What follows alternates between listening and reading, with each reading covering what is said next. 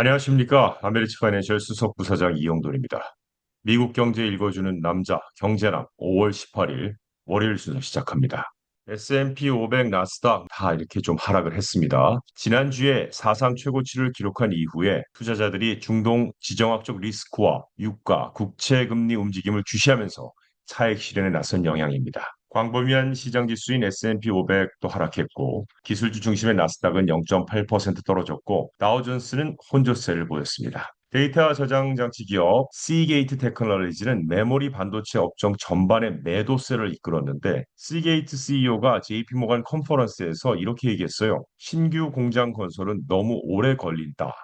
이 발언이 주가를 7%까지 급락시켰습니다. 또 이 영향으로 경쟁사인 마이크로 테크놀로지도 2% 하락했는데 이 말이 어떤 의미였냐면 반도체 업계가 급증하는 수요를 공급 측면에서 따라가지 못할 수 있다는 우려를 키웠기 때문으로 보고 있는 겁니다. 자, 지금 아래쪽에 유가의 지표가 나와 있는데 다 초록색이죠. 상승세가 이어갔습니다. 서부 텍사스산 원유 선물은 1% 이상 올라 배럴당 105달러를 넘어섰고 브렌트 역시 1.73% 상승해 배럴당 약 110달러 수준에서 거래됐습니다. 이 같은 움직임은 증시에 매우 민감한 시점에 나타나고 있는데 사실 지난주 S&P 500과 나스닥은 다시 사상 최고치를 기록했고 다우지수는 잠시 5만 선을 회복하기도 했습니다. 자, 하지만 금요일 주요 지수들이 큰 타격을 받았는데 그 이유는 전 세계의 국채 금리가 급등했기 때문입니다. 미국의 30년 만기 국채 수익률은 약 1년 만에 최고치에 도달했고 10년물 국채 금리도 높은 수준을 유지했고 영국에서는 30년 만기 국채 수익률이 1990년대 후반 이후 최고치 수준까지 올랐고 일본의 장기 국채 금리도 함께 상승했습니다. 자, 국채 금리가 이렇게 전 세계적으로 동시에 오른 이유는 크게 네 가지가 겹쳤기 때문인데요. 자, 첫 번째로 인플레이션, 즉 물가 우려 재확산입니다. 중동의 긴장으로 유가가 급등하자 시장은 물가가 다시 오를 수 있다고 걱정하기 시작했고요. 특히 원유 가격은 휘발유 가격, 운송비, 항공료, 제조원가까지 전부 영향을 주기 때문에 유가 상승 이퀄 인플레이션 재상승 가능성으로 연결돼서 자, 그럼 시장은 중앙은행이 금리를 빨리 못 내리겠네라고 판단을 하게 되죠. 그래서 기존 국채를 팔게 되고 국채 가격은 하락하게 되고 수익률 상승이 발생해서 국채 가격하고 금리는 반대로 움직이는 겁니다. 간단히 말하면 채권은 가격이 올라가면 수익률은 떨어지고 가격이 내려가면 수익률은 올라가는 구조다 이런 얘기죠. 자, 이게 첫 번째 이유고요. 두 번째는 고금리가 오래 간다 분위기입니다.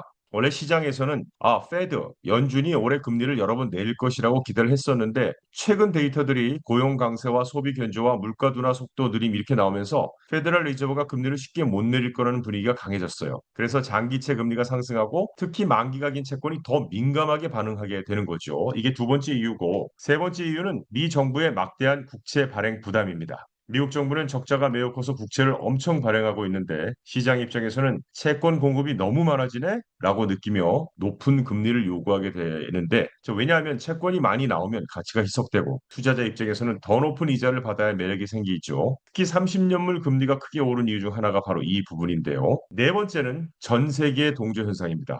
미국 금리는 전 세계 금융시장의 기준 역할을 하죠. 미국 장기 금리가 오르면 영국, 일본, 유럽 국제시장도 같이 영향을 받는 경우가 많습니다. 특히 일본은 최근까지 초저금리였는데 일본은행도 점점 금리를 정상화하려는 움직임을 보이고 있어 장기 금리가 같이 상승 중이죠. 자, 정리하면 현재 시장 논리는 이겁니다. 유가가 상승하니까 인플레이션 우려가 있고 물가가 안 잡히니까 금리 인하가 어렵고 금리 높은 상태 오래 유지 가능성이 있고 정부는 국채를 계속 발행하고 그래서 장기 국채 매도가 증가하고 결과적으로 미국, 영국, 일본 장기 금리가 동반 상승합니다.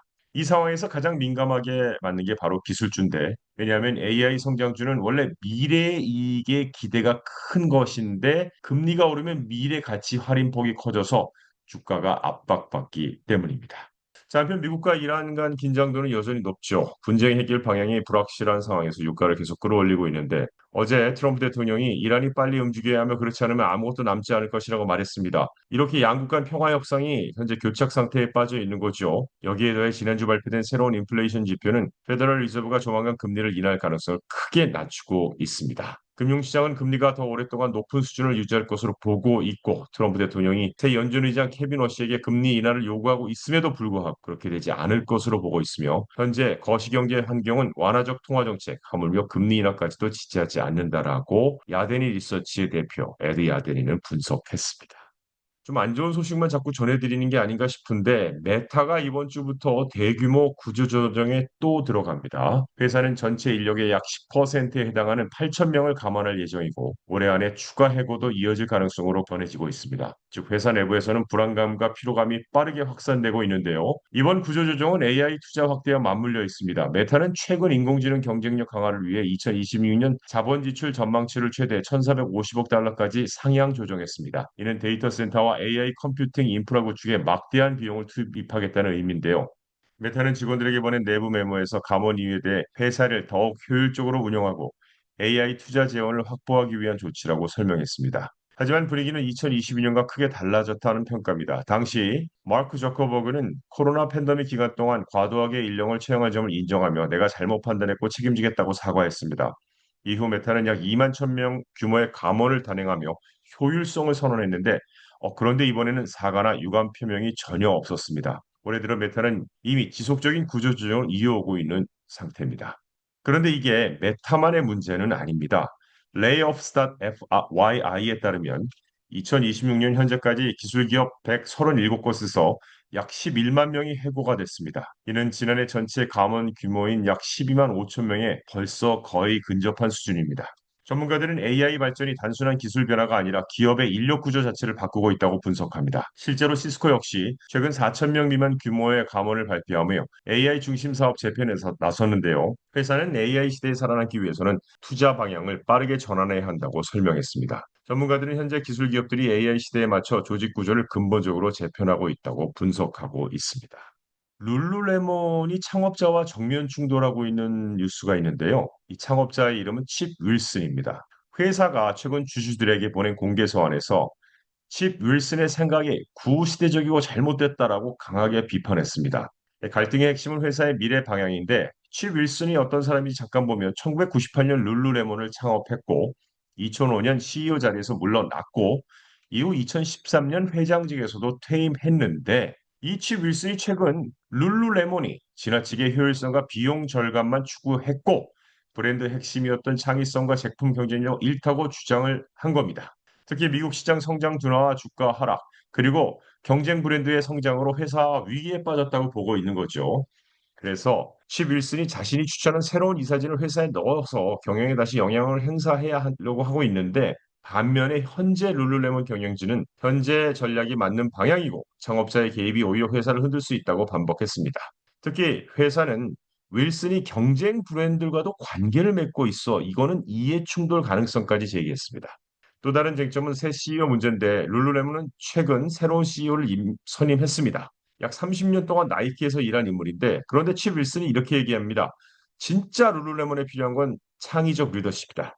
그래서 반대하고 나선 거죠. 자, 현재 룰루레몬 주가는 올해 들어 43% 하락한 상태입니다. 근데 좋을 땐 모든 게 좋지만 이렇게 하락한 상태에서는 이런 문제가 발생할 수 있는 거죠. 다음 달 열리는 주주총회에서 주주들은 현재 경영진을 지지할지 아니면 창업자 측 변화를 선택할지 중대한 결정을 내리게 됩니다. 자, 이번 주의 핵심 일정을 좀 총정리해 보겠습니다. 이번 주 미국 증시는 대형 유통기업들의 실적 발표, 페더럴 리저브의 회의록 공개, 그리고 AI 대표 기업 엔비디아의 실적 발표에 집중하고 있습니다. 이번 일정은 단순히 기업 성적표 수준이 아니라 미 소비자들이 실제로 돈을 얼마나 쓰고 있는지, 경기 침체 가능성이 있는지, AI 열풍이 계속될지, 연준이 금리를 내릴 수 있을지를 판단하는 중요한 힌트가 되는 핵심 일정들이 있는데요. 자, 내일입니다. 홈디포가 실적 발표를 하는데 홈디포가 어떤 곳입니까? 미 최대 홈 인테리어와 건축자재 소매업체입니다. 집수리, 리모델링, 공구, 건축자재 등을 판매하는데 이게 미국 주택시장과 소비 심리를 보여주는 대표 기업이라고 할 수 있는데 중요한 이유는 사람들은 집값이 오르고 경제가 안정적이며 돈의 여유가 있을 때 리모델링과 집수리에 돈을 쓰는데 반대로 금리가 높고 경기 불안하면 이런 소비를 가장 먼저 줄이죠. 그래서 홈디포의 실적은 미 중산층의 소비 상태를 보여주는 대표 지표로 여겨집니다. 특히 현재 미국은 모기지 금리가 높기 때문에 사람들이 집을 안 사고 대신 기존 집을 고쳐 쓰는지도 중요한 포인트가 될 것입니다. 수요일로 넘어갑니다. 수요일에는 타겟이 실적을 발표합니다. 타겟은 대형 할인 유통업체고 의류, 생활용품, 식품 등을 판매하며 미 중산층의 소비 흐름을 보여주죠. 타겟은 선택 소비 비중이 높습니다. 이 선택 소비가 뭐냐? 꼭 필요한 물건보다는 취향과 생활 관련 소비가 많다는 겁이죠. 그래서 실적이 약하면 미국 소비자들이 지갑을 닫고 있네라고 해석될 수 있습니다. 자, 그리고 로이스도 실적 발표를 합니다. 로이스 홈디포 경쟁사죠. 홈디포랑 비슷하다고 보시면 될 것이고, 다음 TJ 맥스도 실적 발표를 합니다. TJ 컴퍼니스는 TJ 맥스와 마샬 등을 운영하는 할인 유통 기업인데 여기도 또 중요합니다. 경기가 불안할 때 오히려 잘 됩니다. 사실 그래서 이 TJX 컴퍼니스의 실적이 강하면 소비자들이 가성비 소비를 하고 있구나가 될 수 있습니다. 저 또한 엔비디아가 실적 발표하는데요. AI 시대 핵심 기업입니다. 현재 미 증시 상승의 핵심 동력이 바로 AI인데 특히 마이크로소프트, 메타, 구글, 아마존 등 AI 데이터 센터에 엄청난 돈을 쓰고 있는데 그 돈 상당수가 엔비디아 칩 구매로 연결됩니다. 그래서 시장은 AI 투자 열풍이 계속되는지 기업들이 실제 돈을 쓰고 있는지 AI 버블인지 아닌지를 엔비디아 실적으로 확인할 수 있습니다. 자, 그다음에 엘프 뷰티 실적이 발표됩니다. 미국의 가성비 화장품 브랜드인데 젊은 소비층과 SNS 마케팅이 강합니다. 자, 그리고 또한 페드 회의록이 공개됩니다. 연방준비 이전 금리 회의에서 어떤 이야기를 했는지, 물가를 얼마나 걱정하는지, 금리 인하를 고려하는지 세부 내용을 공개하는 문서가 페드 회의록입니다. 자, 그리고 목요일로 갑니다. 목요일은 월마트가 실적 발표합니다. 미 최대 유통업체인데는 두말할 필요가 없죠. 미 소비 경제의 체온계입니다. 자, 그다음에 워크데이가 실적 발표합니다. 기업용 인사 회계 소프트웨어 회사죠. 기업들의 채용 인력 관리, 급여, 재무 관리 시스템을 제공합니다. 이번 주는 결국 시장이 아래 질문을 답을 찾으려는 과정입니다. 미국 소비자는 아직 돈을 쓰고 있는가? 고금리 때문에 소비가 둔화되고 있는가? AI 열풍은 계속되는가? 연준은 금리를 언제 내릴 것인가? 미국 경제는 아직 버티고 있는가? 특히 엔비디아는 AI 경기이고 월마트는 미국의 서민 소비이고 페드의 회의록은 금리 방향이 가장 큰 변수로 꼽히고 있습니다. 이상 미국 경제 읽어주는 남자 경제남을 마칩니다. 좋은 한 주 되십시오. 고맙습니다.